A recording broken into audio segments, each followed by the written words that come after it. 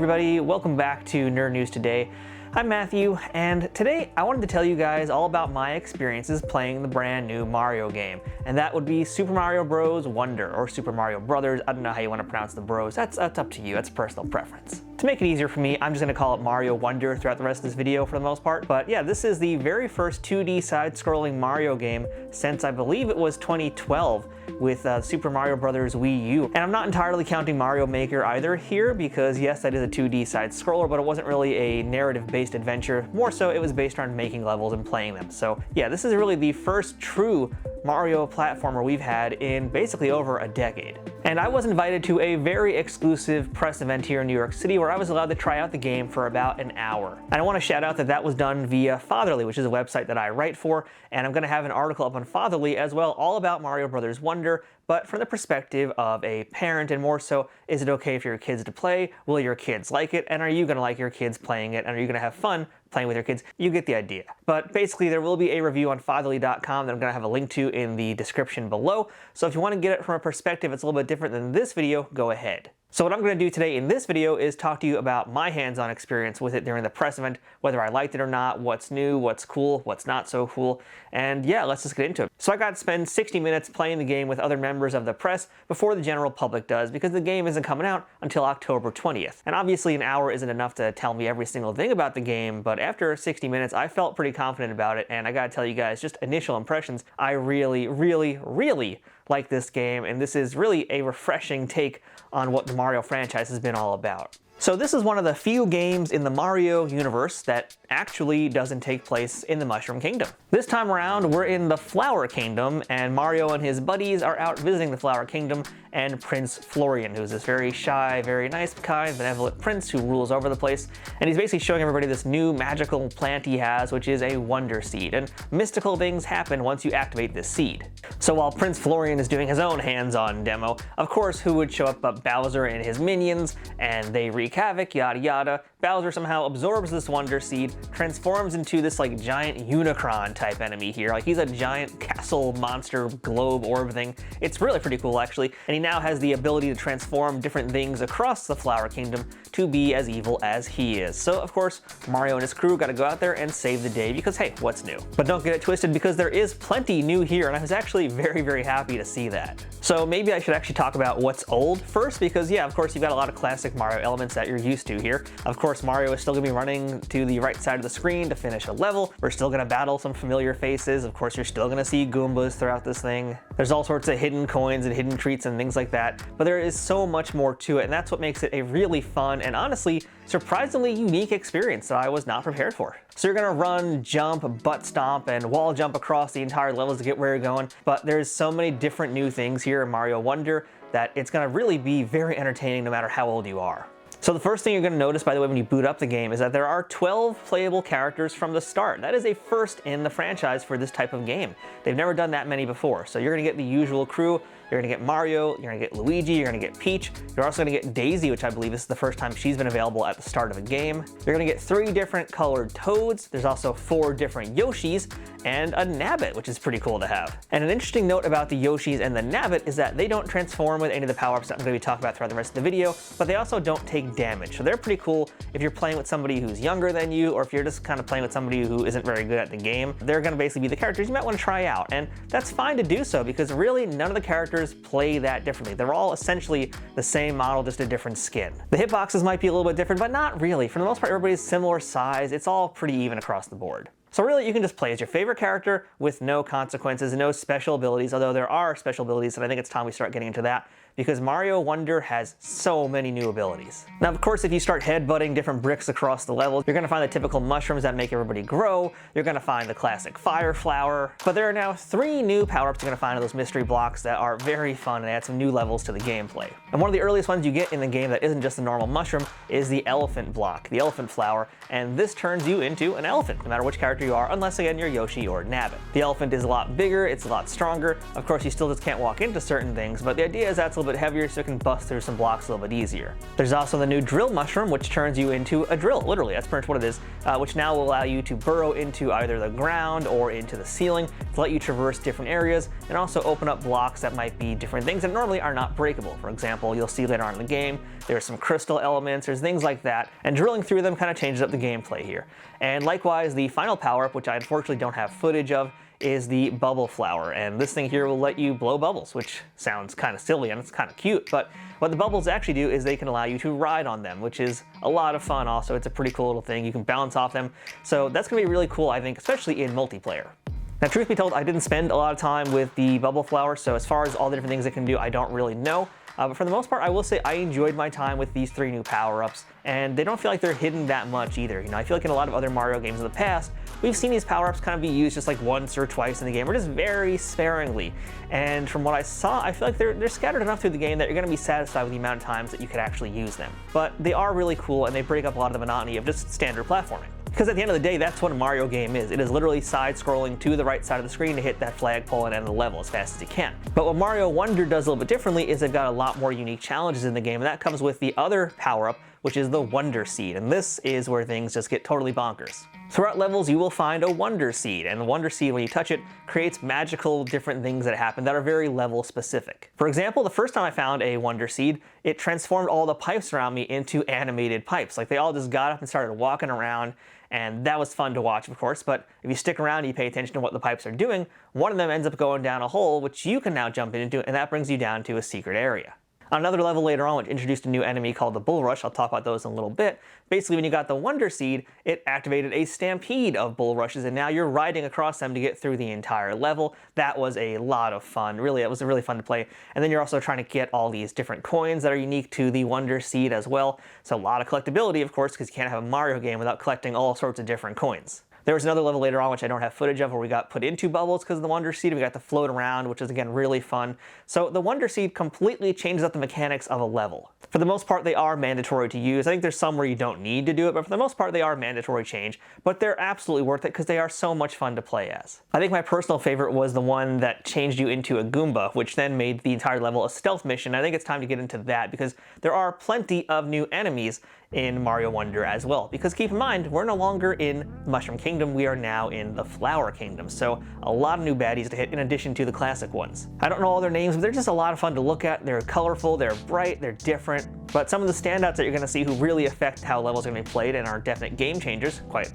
literally in this case I suppose, would be enemies like the Skedaddlers, who are kind of like if you took Birdo and married it to a chipmunk, and there you go. They kind of run around the level really fast, they shoot acorns out of their mouths, sometimes they have secrets attached to them, and you got to figure out a way to bonk them to catch them to get whatever secrets that they have. Or there's also the Bulrush, who can then charge across the level and knock into things and break stuff, and that's going to usually give you access to other secrets if you strategize it correctly. And then there's my personal favorite, which is the Maw-Maws. These guys are these really cute, adorable little critters that kind of just traverse across the landscape and then open their giant mouth to eat anything in their path. Now, they especially love Goombas, and that's where the whole stealth thing comes into play, because when you get that Wonder Seed at one point in the game, you are now transformed into a Goomba for the first time. And I unfortunately do not have footage of this level, but yeah, it's a very fun level, and now you're hiding behind things and trying to escape the Maw-Maw so that they can't see you. Again, just completely changing the style of gameplay. And that's what really excites me about Mario Wonder, is that off the bat, you're not getting a standard 2D platformer. You're getting a 2D platformer, but with a lot of essentially what I would like to call like mini games built into the levels that completely change how you play them. And I really enjoy the fact that, yeah, I'm not just trying to speed run through a level necessarily. Now I have to do a little bit more critical thinking to figure out what to do. For example, with the Skedaddlers, a lot of times they're going to be protecting areas because they have these big old honeypot looking things, and there are typically things you need to break in order to access other things like secrets or just other important parts of the level. So you got to think about how you're going to actually hit these enemies, knock them out, but also still get what you need to do. Same thing with the Bulrushes, and same thing throughout the entire level. There's a lot of puzzle solving that don't always necessarily require a special power-up, but they do require you to think for a minute about what you're doing and how you're going to do it to access everything that's available to you. Now, the power-ups don't end there, because there's actually still, believe it or not, more in the game. And this is another new feature, which is called badges. And it's essentially some customization that you're allowed to do in between levels, and they are unlockable bonus abilities or enhancements to your character that you gain while playing the game.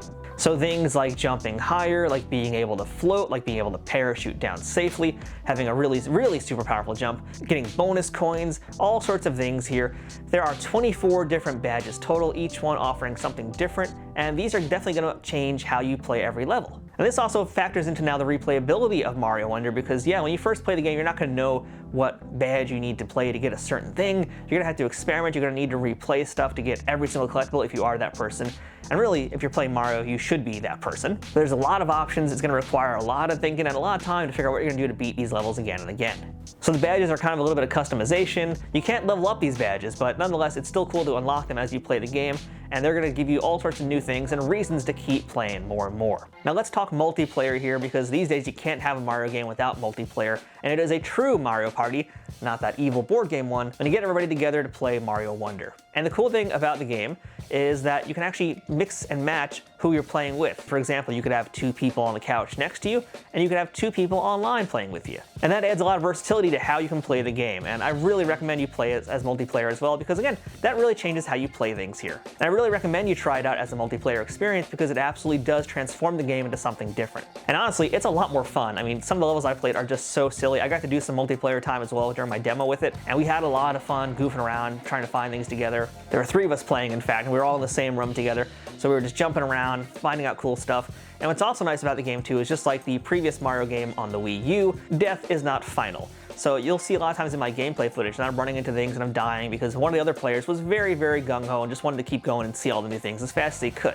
while I wanted to kind of linger, or I would just get stuck because he was going way too fast. So you'll turn into a ghost for a little bit and get popped back into existence. That's really cool, and I should also add too that they are very, very, very generous with extra lives. As usual, 100 coins get you a new life, but beyond that too, you can just constantly be popped, I believe, a bunch of times again and again, so you won't really lose all your lives either if you die in those levels. You just turn to a ghost and get brought back by your friends. If you don't get brought back in time, then you lose a life, but it's still very generous, so there's no reason not to.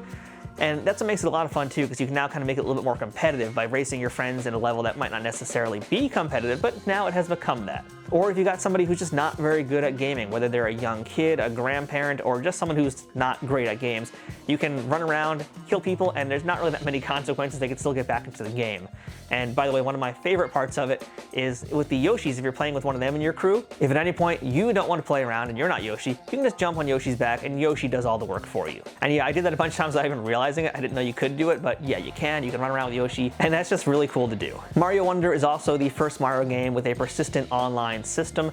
So things you can do include being a shadow. So for example, kind of like you do with like Elden Ring or games like that, Bloodborne, that type of game, you can leave kind of like a marker of where you were in a game. Unlike Elden Ring or Bloodborne or those types of games, you can't leave hints and that kind of thing, but you basically can pop a standee into the ground and say, I was here. So that's a fun thing to do. You'll be able to watch other players online playing as well, so that will give you some hints, I believe, as you continue going on. But beyond that, the multiplayer also has things like friend races. So these are fun. They can be competitive, they can be co-op, but usually they are more so competitive. And you get to run around again and do different challenges, oftentimes using your badges to try and complete a level, get extra coins, find other bonuses and such. And they're just a lot of fun and a great way to also practice playing, and very cool to compete like that. If you don't feel like competing and being competitive but just want to take a break from the game, they've actually now built break rooms into the game. And these things also are just like the oddest but smartest thing I feel like that they've added in the game. I mean, there's a lot of cool things, but a break built into the game is so unique. And these are levels that kind of just let you play around and have fun for a little bit, and will also give you an easy wonder seed if you need, because you do need those to progress throughout the game, I believe. But yeah, they're very simple to find, very simple to play in, and just nice, easy fun. As for the big picture of Mario itself here, by the way, you'll be walking around an overworld that's also pretty much free to roam. I didn't mention that earlier, and I feel like I should have, but I'm gonna throw it in here. So it's basically a big open world once you get through like the initial level. And there are 6 worlds total. I don't know how many levels there are because they kept that information hush hush, but there are 6 worlds total that you can wander around and really go to any level you want to. It's not as linear as it used to be. I think there are some parts that might be more linear, but overall I believe it's just meant for you to kind of roam around and do whatever you want whenever you feel like it. And I do recommend roaming around. I didn't see anything for myself, but I did ask about if there's any secrets or things hiding in the overworld, and there may or may not be, so the best way to find out is to search around yourself. And that said too, when you're playing Mario games, they really are worth replaying, and I've said this before, because you are going to want to go back and find all the different bonuses and things like that. There's no reason not to go back into them and find all the secrets, because there are so many bonuses, and I could be here all day just talking about those secret things that are hiding. Different secret areas, secret levels, secret coins.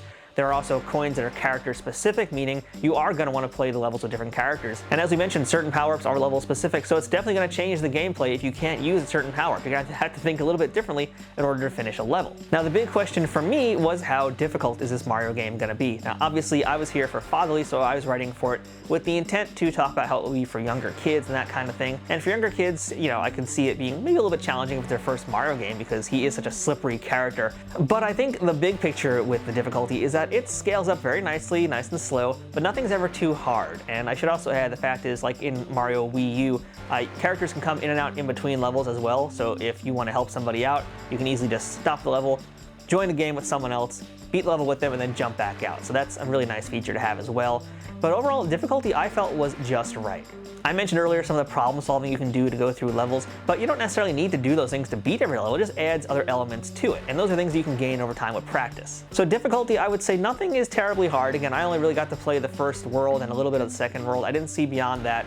And Mario games do tend to get a lot more sticky as you get into them. But what I saw was very approachable, very accessible, and still a lot of fun, because at this point they weren't like crazy hard to beat, but they did make you think a little bit differently. And like I said, when you get that Wonder Seed, the game just completely changes, and that's when your brain clicks on in a different way, and it's a completely different experience. So even if it's not terribly difficult, you're gonna have just a lot of fun, and that's really the key word about Mario Wonder, is fun. They found a new way to bring fun back into the game, and not be a terrible kind of gimmicky thing that I was worried about that it was going to be. And again, when I say that, I mean like sometimes things can just be a little bit wonky, a little bit unnecessary, but with Mario Wonder, everything just felt like it clicked together so nicely, and this was like the perfect way to bring Mario back into a side-scroller. I mean, that Wii U game was really great. It was a lot of fun, short as it was, but it was a lot of fun. And I believe this game with 6 worlds is probably not going to be super long either. It'll be just the right amount of time to play it, but again, keep in mind replayability.